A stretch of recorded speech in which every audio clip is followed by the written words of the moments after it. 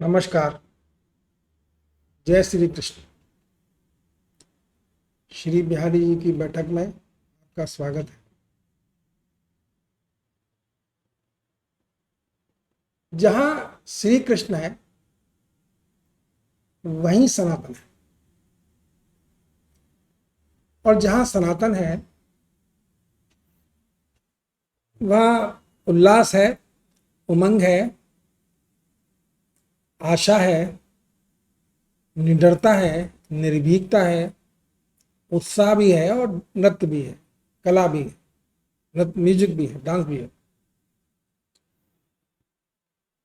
ये श्री कृष्ण की चेतना शक्ति का प्रभाव होता है। श्री कृष्ण की दिव्य चेतना शक्ति के नजदीक जैसे जैसे हम पहुंचते जाते हैं,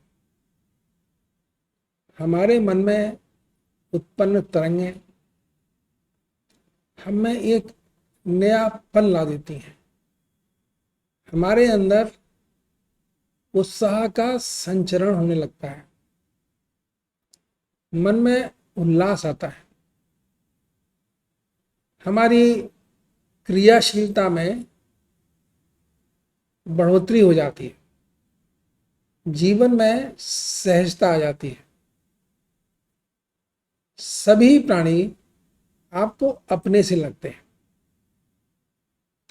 सबके प्रति आपके मन में एक संभाव उत्पन्न हो जाता है, प्रेम आता है। जब प्रेम होता है तो आप अपने प्रियजन के दुर्गुणों को भी उतना महत्व नहीं देते। आप खुद भी उत्साहित रहते हैं और दूसरों को भी उत्साहित करते हैं।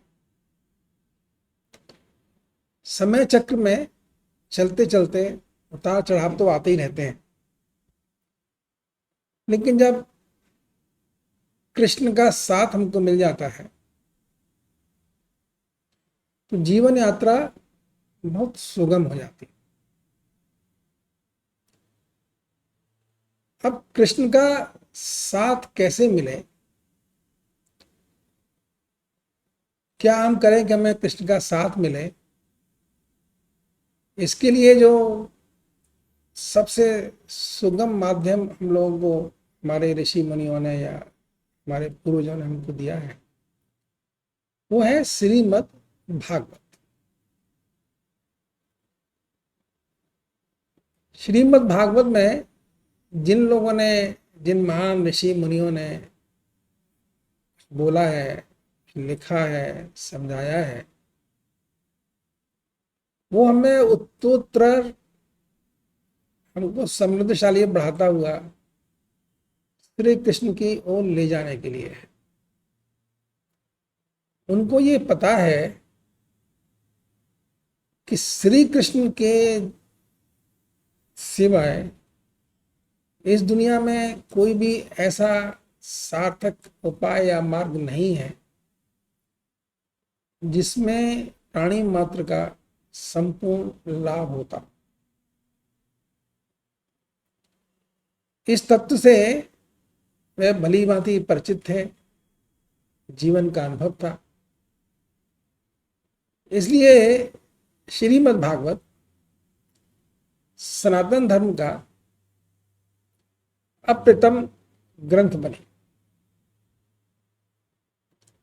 यूं तो सनातन धर्म में ग्रंथ बहुत है, ज्ञान बहुत है, ज्ञान की कमी तो सनातन धर्म में है ही नहीं। वेद पुराण उपनिषद ना जाने क्या क्या है, लेकिन एक आम आदमी, एक छोटा सा आदमी जो बहुत बुद्धिमान भी नहीं है, जिसके पास बहुत साधन भी नहीं है, ऐसे व्यक्ति को भी भगवान तक ले जाने के लिए श्रीमद् भागवत रूपी उपाय मार्ग प्रशस्त करता है।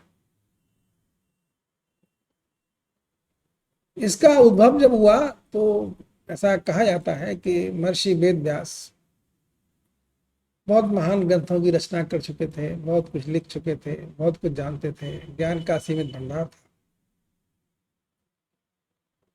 लेकिन वो कभी कभी बड़े उदास हो जाते थे, क्षोभ में आ जाते थे, क्योंकि चलते चलते जीवन में हर धारा, हर मार्ग किसी पड़ाव पे आकर रुक जाता है। कोई भी चीज चिरस्थायी नहीं होती।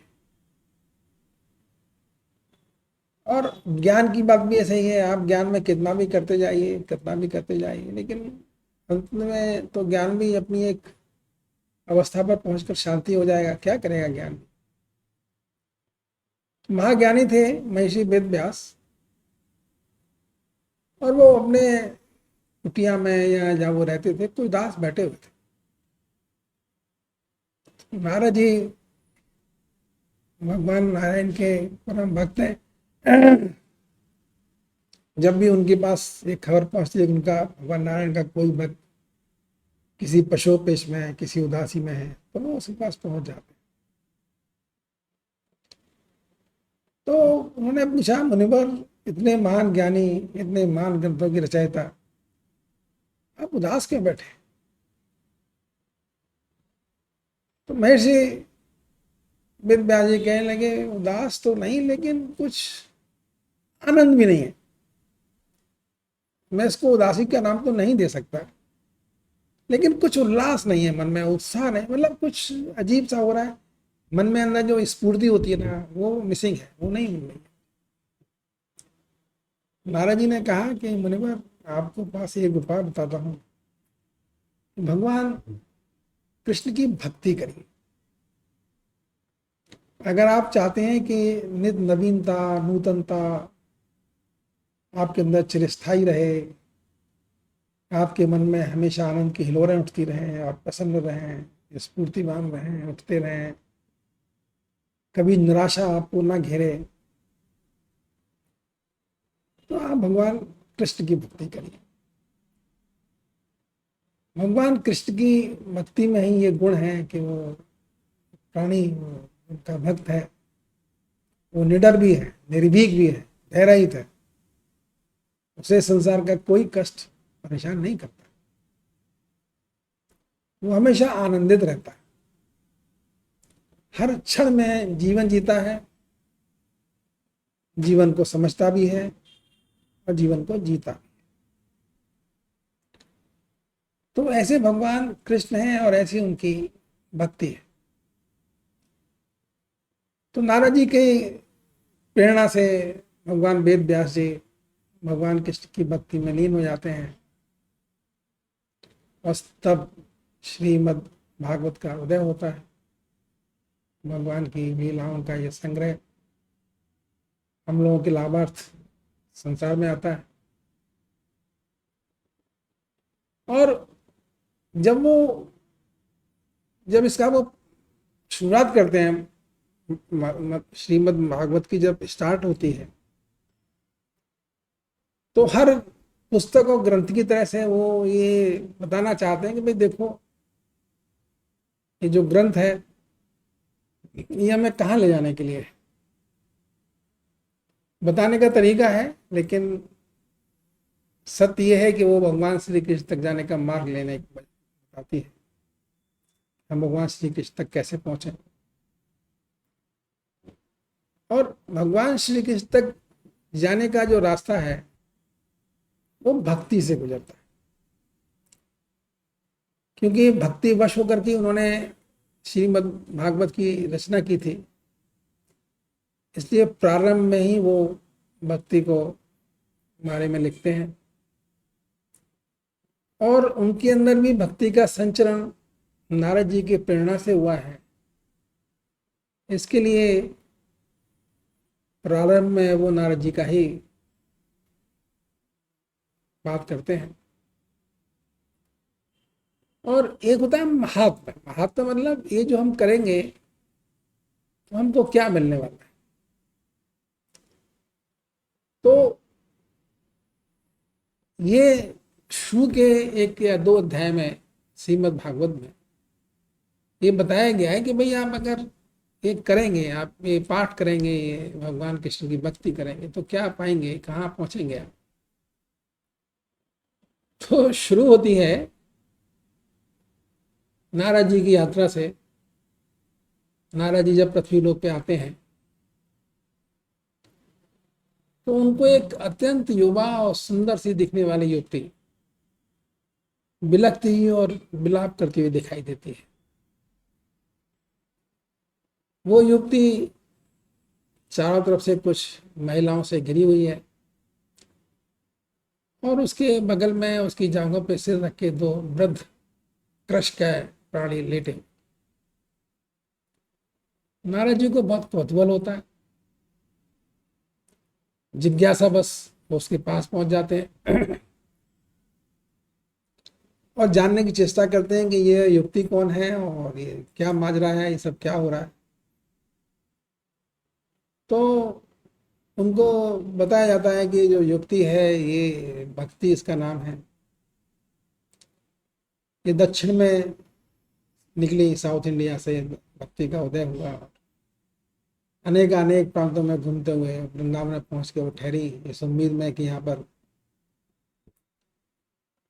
वृंदावन में पहुंचते ही वो जो युवती हैं वो एकदम, उनका सब थकान खत्म हो गई, उनका शरीर चमक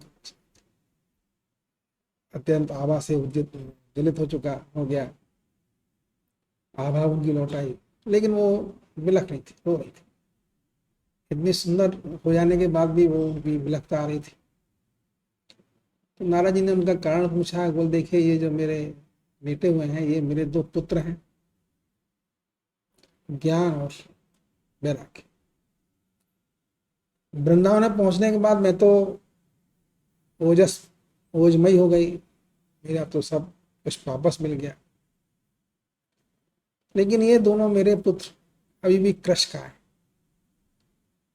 इनमें ये अब ये जीवित नहीं हो पा रहे, ये बिल्कुल निर्जीव से पड़े हुए हैं, निश्चल से पड़े हुए हैं। अब नारद जी सोचने लगे कि यार ये क्या है, क्या करें। तो नारद जी ने उनको बहुत से उपाय बताए, कभी गायत्री का पाठ करिए, कभी ये करिए, कभी वो करिए। उन्होंने जितने साधन थे जो सामान्य जनमानस में प्रचलित हैं वो सब बताए, लेकिन किसी भी साधन से उनके जो निर्जीव पुत्र थे उनमें सजगता नहीं आई, वो निर्जीव से ही पड़ गए। तो नारद जी बड़े परेशान हो गए। नारद जी को समझ में नहीं आया कि इनका उपाय क्या है, ये निर्जीव से पड़े हुए पुत्र कैसे ओजस्वी हों। तो नारद जी उसका उपाय खोजते हुए चारों तरफ घूमने लगे, भटकने लगे, ऋषि मुनियों से जो मिलता उसी से उपाय पूछते, भाई कि देखिए भक्ति तो माँ है और उसके दोनों मतलब बहुत ओजस्वी है, युवा है, लेकिन उसके दोनों पुत्र, दो पुत्र हैं ज्ञान और वैराग्य, वो निर्जीव से पड़े हुए हैं, कुछ उपाय बताइए। दौड़ते दौड़ते भूखते परेशान से भूखते नारद जी काफी जब परेशान हो लिए तो उनको एक ऋषि कुमार मिले जिनको शक संकादी वगैरह बोलते हैं, चार कुमार है वो, सनत जो भी है बाद में नाम देंगे। तो वो मिले उनको, उन्होंने कहा देखो इनका इनके उनकी जो निर्जीवता है उसको समाप्त करने का उपाय है कि भगवान की लीलाओं का, कथाओं का वर्णन आप एक सप्ताह का आयोजन करिए, भगवान की लीलाओं का वर्णन करिए और ये दोनों पुत्र जो हैं वो विवाह हो जाए, ठीक हो जाएंगे, ये आपकी जो बीमारी है वो ठीक हो जाएगी। और नारद जी ने फिर ये उपाय किया है और उस उपाय के पूरा होते होते वो पुत्र भी प्रतिभावान ओजस्वी हो गए, युवा हो गए। भक्ति तो युवा हुई थी, जितने प्राणी थे वो सब उल्लास में, उमंग में नृत्य करने लगे और उनके जीवन में एक मधुरता। तो श्रीमद् भागवत का जो स्टार्ट है, प्रारंभ है, वो इसी कथानक से होता है और ये हमको बहुत कुछ सोचने की दे देता है। श्रीमद् भागवत की एक विशेषता है, इसकी जो भी रचयिता हो, जो भी ऋषि मुनि हो, जिन्होंने इसमें जो कुछ कहा है, बहुत विद्वान थे। उनको पता था कि अध्यात्म की गहरी गहरी बातें आम जनमानस तक की समझ में नहीं आएंगी। उन्होंने बहुत ही जो जटिल सूत्र थे अध्यात्म के, उनको भी बहुत सरल और सुंदर कथानक के रूप में प्रस्तुत किया है। जैसे एक कथानक है, एक कथा, नारद जी आते हैं, ये सब कथा है पूरे, जिसको मैंने अभी बोला ये एक कथा है। लेकिन इस कथा के अंदर बहुत गहन अध्यात्म का एक सूत्र छुपा हुआ। भक्ति हमारी भावनाओं से जुड़ी हुई है। हमारे अंदर जो प्रेम रूपी बीज है, जो भाव है, उसका प्रतिनिधित्व करती है। और भगवान तक हम कैसे जाएं? कोई उपाय तो है नहीं भगवान तक जाने का। भगवान तो जैसे हमने कहा कि भाई हम खड़े हैं जमीन पे, कहीं भी हम खड़े हैं, भगवान की जो दिव्य चेतना शक्ति है वो तो हमसे थोड़ा ऊंचाई पे है ना। हमारे हम उसी में होते तो हम फिर कोई जरूरत ही नहीं थी हमको, हम तो वहाँ पे है नहीं, इसलिए परेशान भी होते हैं, दुखी भी होते हैं, रोते भी हैं, चिल्लाते भी हैं, दौड़ भाग भी करते रहते हैं सुबह से लेकर शाम तक। क्यों करते रहते हैं? क्योंकि हमारे अंदर जो हमारी चेतना शक्ति है वो अपनी परिपूर्णता को नहीं पाई है। हमारी चेतना शक्ति की परिपूर्णता है उस दिव्य चेतना शक्ति में विलुप्त हो जाना, विलीन हो जाना। देखिए, एक नदी है, अब भक्ति के आसपास जो महिलाएं बैठी हैं इस कथानक में, वो नदियां हैं। उनमें गंगा भी हैं, कावेरी भी हैं, यमुना भी हैं, जितनी भारत वर्ष की प्रसिद्ध नदियां हैं वो सब उन भक्ति के पास बैठी हुई इस कथानक। जब नारद जी पूछते ना कि ये महिलाएं कौन है, तो उन्होंने कहा ये सब नदियां हैं, सबके नाम, सब नदियां रेप्स। अब देखिए कितना बड़ा फॉर्मूला इसके अंदर छुपा हुआ। नदियां का काम है बहना, धारा है, नदी एक धारा है, बहती है। और कोई भी चीज, बहती हुई चीज एक अंतिम छोर तक पहुंचती है। अंतिम छोर गंगा का अंतिम छोर सागर है। ज्यादातर नदियों का अंतिम छोर सागर है, समुद्र है। जहां वो समुद्र में पहुंच जाती हैं तो फिर वो अपना नाम छोड़ देती हैं, उनका जो प्रवाह है वो थम जाता है, रुक जाता है, फिर उसको जरूरत नहीं है। ऐसे ही भक्ति भी एक नदी है, धारा है। और जो जल धाराएं हैं, जो जल से बनी हुई नदियां हैं, उनका प्रवाह समुद्र में जाके थमता है, लेकिन भक्ति रूपी धारा का प्रवाह उस परम दिव्य चेतना शक्ति जिसको भगवान श्री कृष्ण कहते हैं, वहां पर जाके थमता है। इसलिए यहाँ पर जो हमारे मुनिवर हैं, उन्होंने भक्ति के साथ साथ नदी रूपी महिलाओं को भी बैठाया, ये बताने के लिए कि देखिए सब नदियों का, हर नदी का प्रवाह जब चलता है एक अंतिम मंजिल तक पहुंचता है। और वो जो अंतिम मंजिल है वो हर नदी की अलग अलग होती है, लेकिन एक अंतिम छोर होता है हर नदी, जहां पे जाके नदी थम जाती। ऐसी जो भक्ति है, भक्ति भी नदी ही है, लेकिन भक्ति का जो प्रवाह है वो भगवान में जाके ही विलुप्त होता है, ऊपर वाले तक पहुंच के आप शांत हो जाते। एक बार कृष्ण के पास पहुंचने के बाद भक्ति का महत्व तो नहीं रहता, क्योंकि मंजिल कृष्ण है, कृष्ण तक पहुंचना है। कैसे पहुंचे ये हमको भक्ति का आश्रय लेना पड़ेगा। स्टार्टिंग भक्ति से ही होगी। अगर हम भक्ति से स्टार्टिंग नहीं करेंगे तो यकीन जानिए हम कृष्ण तक नहीं पहुंच सकते।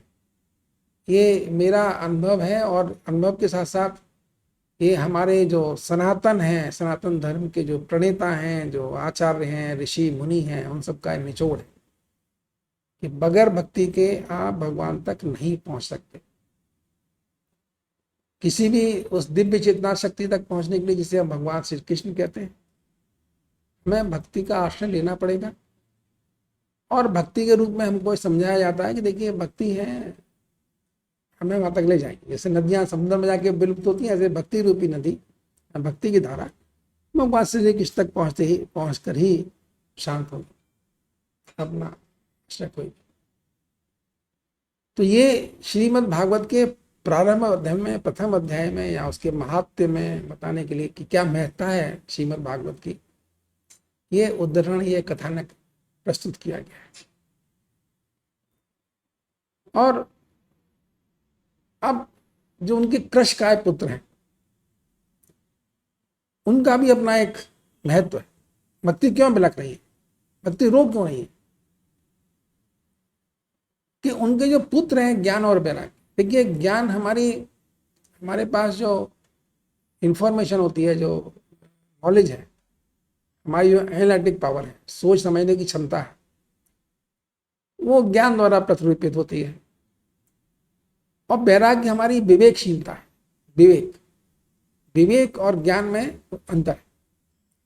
ज्ञान एक तरह से जड़ है, वो एक तरह से उसने स्टोर कर दिया अपने आप को, जहाँ जो हमने पता किया, जो इंफॉर्मेशन थी वो फीड हो गई। लेकिन ये हमारा विवेक होता है कि कब किस ज्ञान को कितना इस्तेमाल करना है, इसका निर्धारण विवेक करता है। तो अब वैराग्य विवेक से उत्पन्न होता है, वैराग्य ज्ञान से उत्पन्न नहीं होता। वैराग्य को ना तो ज्ञान उत्पन्न कर सकता है, ना भक्ति उत्पन्न कर सकता है। वैराग्य उदय के लिए विवेक का होना अति आवश्यक है, क्योंकि विवेक हमको तय करता है कि देखो भाई, वैराग्य का मतलब क्या है? डिटैचमेंट। डिटैचमेंट मीन्स समझ जाना कि आप किसी भी चीज से जो अटैच्ड है ना, ये अनावश्यक है। ज्यादा अटैचमेंट अनावश्यक है, क्योंकि ये सब छिनने वाला है, सब जाने वाला, आपके पास हमेशा रहने वाला नहीं। तो ये विवेक तय करता है, और विवेक का ही रूप वैराग्य है। इस कथानक में एक बात यही बताई गई है कि भक्ति बिना ज्ञान और वैराग्य के रोती है, बिलखती है, परेशान होती है। खाली भक्ति संपूर्णता नहीं है, भक्ति के साथ साथ ज्ञान और वैराग्य भी अति आवश्यक है। अगर आप निरंतर उत्साह, उमंग, निडरता, निर्भीकता, सहजता में जीना चाहते हैं, प्रसन्नता में जीना चाहते हैं, तो भक्ति भी होनी चाहिए, ज्ञान भी होना चाहिए, वैराग्य भी होना चाहिए। जब ये तीनों उत्पन्न होते हैं तब जीवन नृत्य करता है। लास्ट में जब ये आया, तो जब वो भगवान के कथानक के बाद जब सब तरफ सब युवा हो गए उनके, तो सब नृत्य करने लगे। जितने लोग वहां उपस्थित थे वो नृत्य करने लगे। ये पूरी कथानक हमको दो बात से कहती है कि भाई देखो, भक्ति उदय होती है। देखिए एक और बात भी है, ज्ञान और वैराग्य तो आपके थोड़ा सा प्रयत्न करके, अभ्यास करके आप पा सकते हैं, लेकिन भक्ति अभ्यास से नहीं आती। भक्ति जो है उसको अभ्यास से नहीं पाया जा सकता। भक्ति स्वतः उदय होती है, जागृत होती है हमारे अंतर्मन में। तो इसलिए भक्ति तो चिर युवा है, रह सकती है, रहती ही है। और वस्तुतः भक्ति हमेशा चिर युवा है, क्योंकि भक्ति प्रेम का रूप है, और हम सभी कहीं ना किसी रूप में प्रेम में बंधे हुए। भक्ति तो हमारे अंदर है ही, बिना भक्ति के तो हम जिंदा रह ही नहीं सकते। अगर हमारे जीवन से प्रेम हट जाए, भक्ति हट जाए, तो हम कैसे जिंदा रहेंगे? तो भक्ति तो चिर युवा है, हमेशा रहने वाली चीज है। लेकिन जब भक्ति के साथ ज्ञान और वैराग्य जुड़ते हैं, तब हमारे जीवन में उल्लास आता है, उमंग आता है, और हमको श्री कृष्ण की प्राप्ति होती है। तो श्रीमद् भागवत का जो प्रथम है अध्याय है, और प्रथम अध्याय का श्रीमद् भागवत की महत्ता बताने के लिए है कि श्रीमद् भाग। एक और बात भी, उदय, भक्ति का उदय कैसे होगा आप बताइए? भक्ति का उदय कैसे होता है? हर आदमी के जीवन में ऐसे क्षण जरूर आए होंगे जब वो महसूस करता है कि आप अगर किसी की तारीफ करते हैं, किसी की लीलाओं का वर्णन करते हैं, किसी के गुण गाते हैं, अपने नए किसी परिचित के बारे में बात कर लीजिए, इंसानों, भगवान को छोड़िए, आप इंसानों के बारे में बात कर लीजिए। जब आपको लगता है कोई इंसान आपके लिए बहुत कुछ करता है, आपका देखभाल करता है, आपकी मदद करता है, आपके लिए सहायक होता है और आपसे कुछ चाहता भी नहीं, तो धीरे धीरे करके आपके अंदर प्रेम उत्पन्न हो जाता है। यही भक्ति का उदय है। भक्ति का उदय निर्जीव ऐसे नहीं है कि आप भक्ति अपने आप उदय हो जाएगी। भक्ति के लिए दूसरे की चर्चा, जिससे आप, जिसके प्रति आप भक्ति चाहते हैं, जिसके प्रति आपका लगाव जुड़ रहा है, आप उसके बारे में चिंतन करते हैं, उसके बारे में सोचते हैं, उसकी कथाओं को सुनते हैं, उसकी जो कर्म वो करता है उसके बारे में जानकारी करना चाहते हैं। तो श्रीमद् भागवत यही कहती है कि भक्ति, अगर आपके अंदर भगवान कृष्ण के प्रति अगर भक्ति उदय करनी है तो आपको भगवान कृष्ण की लीलाओं को सुनना होगा, उनके गुणों को जानना होगा, उनकी दयालुता का, कृपालुता का अर्थ समझना होगा। तो ये मेरा कहने का है कि हमारे जितने सनातन धर्म के जितने धार्मिक ग्रंथ हैं, सब अति महत्वपूर्ण है। सब हमारे जीवन को सहज और आनंदमय बनाने के लिए। बाकी तो दुनिया में भटकन है, भटकते रहिए सुबह से लेकर शाम तक, भटकते रहिए। खराब तो कुछ भी नहीं है, क्योंकि दुनिया तो पूरी भगवान की, हमारी तो है नहीं। इसलिए ये तो कोई कह नहीं सकता कि फलानी चीज अच्छी है, कोई सब चीज अच्छी है, कोई खराब तो है ही नहीं। लेकिन उनमें भी एक बेटर मार्ग तलाश करना पड़ता है किसी भी प्राणी को। भाई 4 रास्ते हैं चलने के, उनमें सबसे बढ़िया रास्ता कौन सा है? नित्य प्रति जीवन में भी हमें चिंतन और मनन करते ही हैं। तो भगवान कृष्ण की ये लीलाएं हैं, श्रीमद् भागवत।